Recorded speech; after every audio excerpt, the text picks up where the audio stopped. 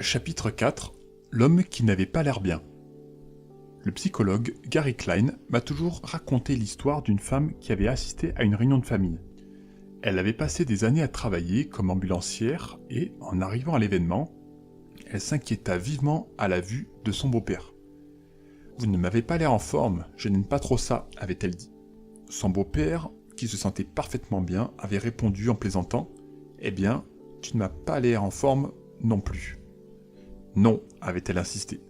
« Nous devons vous conduire à l'hôpital dès maintenant. » Quelques heures plus tard, l'homme subissait une opération chirurgicale qui lui sauva la vie après qu'un examen eut révélé qu'il avait une artère principale bloquée et qui risquait une crise cardiaque imminente. Sans l'intuition de sa belle-fille, il aurait pu mourir. Qu'avait vu l'ambulancière? Comment avait-elle pu prévoir une crise cardiaque imminente? Lorsque les artères principales sont obstruées, le corps envoie le sang vers des organes vitaux, loin des régions périphériques comme la surface de la peau, ce qui modifie la circulation du sang dans le visage. Après de nombreuses années de travail auprès de personnes souffrant d'insuffisance cardiaque, la belle-fille avait développé, sans le savoir, la capacité de reconnaître ce type de cas. Elle ne pouvait pas expliquer ce qu'elle avait remarqué sur le visage de son beau-père, mais elle savait que quelque chose n'allait pas. Des histoires similaires existent dans d'autres domaines. Par exemple, les analystes militaires peuvent identifier quel point sur un écran radar est un missile ennemi et quel point est un avion de leur propre flotte, même s'ils se déplacent à la même vitesse, à la même altitude et ont quasiment la même apparence sur l'écran radar. Pendant la guerre du Golfe, le capitaine de corvette Michael Ridley a sauvé un navire de guerre après avoir ordonné la destruction d'un missile alors que celui-ci ressemblait en tout point à l'autre de ses propres avions sur l'écran radar. Il avait raison, même ses officiers supérieurs n'ont pu expliquer comment il avait eu cette intuition. Les conservateurs de musées font généralement parfaitement la différence entre une œuvre d'art authentique et une contrefaçon produite par un expert. Même s'ils ne peuvent pas vous dire quels détails précis les y ont aidés. Des radiologues expérimentés peuvent examiner un scanner cérébral et prédire la zone dans laquelle un AVC se développera avant que les signes évidents ne soient visibles pour l'œil non averti. J'ai même entendu parler de coiffeurs qui savaient si une cliente était enceinte uniquement à la sensation qu'ils avaient en touchant les cheveux. Le cerveau humain est une machine à prédire. Il parcourt en permanence notre environnement et analyse les informations qu'il contient. Chaque fois que vous rencontrez une situation qui se répète, par exemple un ambulancier voyant le visage d'un patient victime d'une crise cardiaque ou une analyse militaire découvrant un missile sur un écran radar, votre cerveau note ce qui est important, trie les détails, met en évidence les déclencheurs pertinents et archive ces informations pour une utilisation future. Avec suffisamment de pratique, vous pouvez détecter les déclencheurs qui prédisent certains résultats sans y penser consciemment. Votre cerveau codifie automatiquement les leçons tirées de votre expérience. Nous ne pouvons pas toujours expliquer ce que nous apprenons, mais l'apprentissage se fait tout au long de votre parcours et votre capacité à remarquer les déclencheurs pertinents dans une situation donnée est à la base de toutes vos habitudes. Nous sous-estimons à quel point notre cerveau et notre corps peuvent agir sans réfléchir. Vous ne dites pas à vos cheveux de pousser, à votre cœur de pomper, à vos poumons de respirer ou à votre estomac de digérer. Et pourtant, votre corps gère tout cela et plus encore en pilote automatique. Vous êtes beaucoup plus que votre soi conscient. Prenons l'exemple de la faim. Comment savez-vous quand vous avez faim? Il n'est pas nécessaire de voir un gâteau sur la table pour se rendre compte qu'il est temps de manger. L'appétit et la faim sont gérés inconsciemment. Votre corps utilise différentes boucles de rétroaction qui vous alertent progressivement lorsqu'il est temps de manger, à nouveau, et qui suivent ce qui se passe autour de vous et en vous. Des fringales peuvent survenir en raison des hormones et des produits chimiques qui circulent dans votre corps. Tout à coup, vous avez faim, même si vous ne savez pas ce qui vous a prévenu. C'est l'une des idées les plus surprenantes sur nos habitudes. Vous n'avez pas besoin de connaître le déclencheur pour commencer à prendre une habitude. Vous pouvez remarquer une opportunité et agir sans y consacrer une attention consciente. c'est ce qui rend les habitudes utiles. Et c'est aussi ce qui les rend dangereuses. Au fur et à mesure que les habitudes se forment, vos actions révèlent que votre esprit automatisé est non conscient. Vous tombez dans de vieux schémas avant de réaliser ce qui se passe, à moins que quelqu'un ne le signale. Vous ne remarquez peut-être pas que vous couvrez la bouche avec la main chaque fois que vous riez, que vous vous excusez avant de poser une question ou que vous avez l'habitude de finir les phrases des autres. Et plus vous répétez des schémas, moins vous risquez de vous demander ce que vous faites et pourquoi vous le faites. Un jour, j'ai entendu parler d'un employé de magasin qui avait reçu pour instruction de découper des cartes cadeaux vides après que les clients avaient épuisé le solde de leurs cartes. Un jour, l'employé a encaissé plusieurs clients à la suite qui avaient acheté des cartes cadeaux. Lorsque le client suivant s'est avancé, l'employé a pris sa carte de crédit, a pris les ciseaux, puis a découpé la carte en deux. En exécutant cette tâche de façon totalement automatique, avant de regarder le client abasourdi et de réaliser ce qui venait de se passer. Dans le cadre de mes recherches, j'ai rencontré une femme, ancienne enseignante en classe maternelle, qui avait changé de travail et était passée dans le privé. Même si elle avait travaillé maintenant avec des adultes, elle avait conservé ses anciennes habitudes et se demandait toujours à ses collègues s'ils s'étaient lavé les mains après être allés aux toilettes. J'ai aussi découvert l'histoire d'un homme qui avait passé des années à travailler comme secouriste et qui criait parfois « Arrêtez de courir !» quand il voyait un enfant courir. Au fil du temps, les déclencheurs de nos habitudes deviennent si courants qu'ils sont pratiquement invisibles. Les friandises sur le plan de travail de la cuisine, la télécommande située à côté du canapé, le téléphone dans nos poches, nos réponses à ces déclencheurs sont si profondément encodées qu'il peut sembler que l'envie d'agir vienne de nulle part. Nous devons donc commencer le processus de changement de comportement avec conscience. Avant de pouvoir créer efficacement de nouvelles habitudes, nous devons maîtriser nos habitudes actuelles.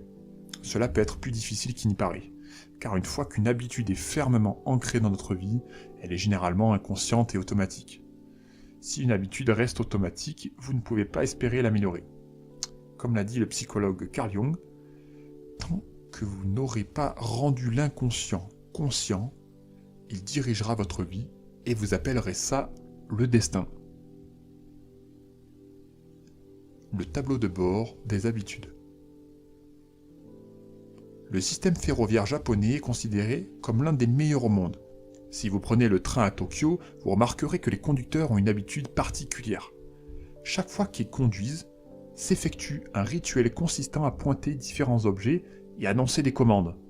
À l'approche d'un feu du signalisation, par exemple, l'opérateur le désigne et dit « Le feu est vert ». Lorsque le train entre et sort d'une gare, l'opérateur pointe le compteur de vitesse et signale la vitesse exacte. Au moment de partir, il indique les horaires du train et l'heure de départ. Sur le quai, d'autres agents effectuent des actions similaires. Avant le départ des trains, les membres du personnel pointent du côté du quai et indiquent « La voie est libre ». Chaque détail est identifié, pointé et énoncé à haute voix. Ce processus appelé Pointing and Calling, pointer et annoncer, est un système de sécurité conçu pour réduire les erreurs. Cela peut paraître idiot, mais il fonctionne incroyablement bien. Le fait de pointer et d'annoncer une anomalie permet d'éliminer jusqu'à 85% des erreurs et de réduire les accidents de 30%. Par exemple, le métro new-yorkais a adopté une variante qui consiste à pointer uniquement. Dans les 2 ans suivant la mise en œuvre, les incidents dus aux rames mal positionnées ont chuté de 57%. La méthode Pointing and Calling est particulièrement efficace parce qu'elle permet d'augmenter le niveau de prise de conscience d'une habitude automatique. Sachant que les chefs de train doivent utiliser les yeux, leurs mains, leur bouche et leurs oreilles, ils sont plus susceptibles de détecter des problèmes avant que les choses ne se passent mal. Ma femme applique un principe similaire. Chaque fois que nous nous préparons à sortir, elle désigne oralement les éléments les plus importants dont elle a besoin. J'ai mes clés, j'ai mon portefeuille, j'ai mes lunettes, j'ai mon mari. Plus un comportement devient automatique, moins nous y pensons consciemment. Et quand nous avons fait quelque chose 1000 fois auparavant, nous commençons à négliger les détails. Nous supposons que la première fois sera comme la précédente. Nous sommes tellement habitués à faire ce que nous avons toujours fait que nous ne nous arrêtons pas pour nous demander si c'est vraiment la meilleure chose à faire. Beaucoup de nos échecs en matière de performance sont en grande partie liés à un manque de conscience de soi. Rester conscient de ce que nous sommes en train de faire est l'un de nos plus grands défis pour changer nos habitudes. Cela aide à expliquer pourquoi les conséquences de mauvaises habitudes peuvent nous envahir. Nous avons besoin d'un système de point and call pour nos vies personnelles. C'est sur ce point que s'appuie le tableau de bord des habitudes. Un exercice simple que vous pouvez effectuer pour prendre conscience de votre comportement. Pour créer votre propre tableau de bord, dressez la liste de vos habitudes quotidiennes. Voici quelques éléments de départ pour votre liste. Réveil, arrêt du réveil, consultation du téléphone, toilette, pesée, douche, brossage de dents, fil dentaire, déodorant, suspension de serviettes pour séchage, habillage, tasse de thé, etc. Une fois que vous avez établi la liste complète, examinez chaque comportement et posez-vous la question suivante. S'agit-il d'une bonne habitude, d'une mauvaise habitude ou d'une habitude neutre? Si c'est une bonne habitude, écrivez plus à côté. Si c'est une mauvaise habitude, écrivez moins. Si c'est une habitude neutre, écrivez égal. Par exemple, la liste ci-dessous pourrait ressembler à ceci. Réveil égal, arrêt du réveil égal, consultation du téléphone moins, pesée plus, douche plus, brossage des dents plus, etc. Les notes que vous attribuez à une habitude particulière dépendent de votre situation et de vos objectifs. Pour quelqu'un qui essaie de perdre du poids, manger un croissant avec du Nutella tous les matins peut être une mauvaise habitude. Pour quelqu'un qui essaie de grossir et de gagner une masse musculaire, le même comportement pourrait être une bonne habitude. Tout dépend de vos objectifs. Noter vos habitudes peut être un peu plus complexe, mais pour une autre raison. Les étiquettes bonne habitude et mauvaise habitude sont légèrement inexactes. Il n'y a pas de bonne ou de mauvaise habitude. Il n'y a que des habitudes efficaces. C'est-à-dire qu'elles sont efficaces pour résoudre certains problèmes. Toutes les habitudes vous servent d'une manière ou d'une autre, même les mauvaises, c'est la raison pour laquelle vous les répétez. Pour cet exercice, classez vos habitudes en fonction de leurs avantages à long terme. De manière générale, les bonnes habitudes ont des résultats positifs nets, et les mauvaises habitudes ont des résultats négatifs nets. Fumer une cigarette peut réduire le stress sur le moment, c'est la raison pour laquelle vous fumez à ce moment précis. Mais ce n'est pas un comportement sain à long terme. Si vous avez toujours du mal à déterminer comment noter une habitude particulière, voici une question que j'aime me poser. Ce comportement m'aide-t-il à devenir le type de personne que je souhaite être? Cette habitude permet-elle de voter pour ou contre l'identité que je souhaite? Les habitudes qui renforcent l'identité souhaitée sont généralement bonnes. Les habitudes qui entrent en conflit avec l'identité souhaitée sont généralement mauvaises. Lorsque vous créez votre tableau de bonnes habitudes, il n'est pas nécessaire de changer quoi que ce soit au début. Le but est simplement de remarquer ce qui se passe réellement. Observez vos pensées et vos actions sans jugement ni critique interne. Ne vous en voulez pas pour vos fautes. Ne vous félicitez pas pour vos réussites. Si vous mangez une barre de chocolat tous les matins, reconnaissez-le comme si vous le constatiez chez autrui. Si vous en faites une consommation excessive, remarquez simplement que vous consommez plus de calories que vous n'auriez dû. Si vous perdez du temps en ligne, notez que vous passez votre vie à des occupations qui ne vous conviennent pas. La première étape pour changer des mauvaises habitudes est de les surveiller. Si vous sentez que vous avez besoin d'une aide supplémentaire, vous pouvez essayer d'appliquer la méthode Pointing and Calling dans votre vie. Dites à votre voix l'action que vous envisagez d'effectuer et quel en sera le résultat. Si vous souhaitez par exemple réduire le grignotage tout en prenant un autre gâteau, dites à haute voix « Je suis sur le point de manger ce gâteau, mais j'en ai point besoin. Le manger me fera prendre du poids et sera mauvais pour ma santé. » Entendre à haute voix vos mauvaises habitudes vous permet de mieux visualiser les conséquences. Cela met en avant l'action plutôt que le fait de continuer inconsciemment dans une vieille routine. Cette approche est utile même si vous essayez simplement de vous rappeler un élément de votre liste de tâches. Dire à voix haute « Demain, je dois aller au bureau de poste après le déjeuner ». Ça augmente les chances que vous le fassiez. Vous vous engagez à reconnaître le besoin d'agir Et cela peut faire toute la différence. Le processus de changement de comportement commence toujours par la prise de conscience des stratégies telles que le pointing and calling et le tableau de bord des habitudes ont pour objectif de vous aider à identifier vos habitudes et reconnaître leurs déclencheurs, ce qui vous permet d'adopter une approche qui vous est favorable. Résumé du chapitre 4.